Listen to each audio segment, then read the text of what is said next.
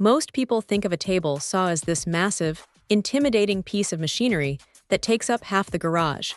But this little thing completely flips that idea on its head. It is honestly smaller than a smartphone, which sounds almost ridiculous until you actually hold it. At just over 4 pounds, it feels like a sturdy paperweight that just happens to be able to slice through wood.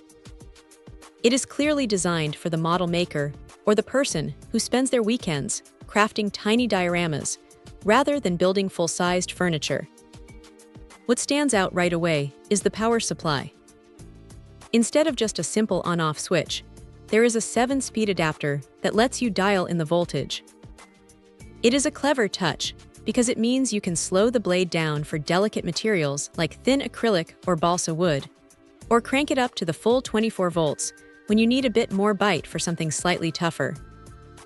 It gives you a surprising amount of control over the cut quality, which is exactly what you want when you are working on something that fits in the palm of your hand. The depth adjustment is another highlight. You can drop the blade down to nothing or raise it up to about half an inch. It is smooth enough to make those fine, precise adjustments for rabbets or shallow grooves.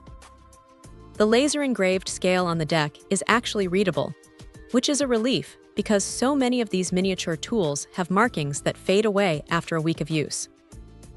The aluminum slide bar feels solid enough to keep your cuts square, and being able to tilt it for those angled bevel cuts is a nice bonus for anyone doing intricate model work. Now, let's be real about the limitations. Because of its size, you are not going to be ripping through thick oak planks or anything heavy-duty.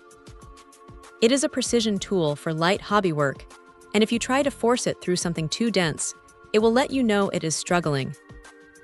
Also, the footprint is so small that if you are working with longer pieces of wood, you are definitely going to need some extra support on the sides to keep things stable. It is a bit of a balancing act, literally.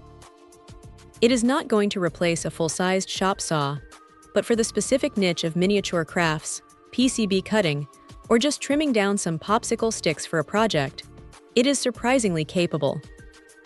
It is one of those tools that feels like a bit of a toy at first glance, but once you get it set up on a desk, it actually earns its keep. If you are tired of trying to use a handsaw for tiny, delicate parts, this might just be the upgrade you did not know you needed. Check out the video description for updated price. And thank you for watching this video.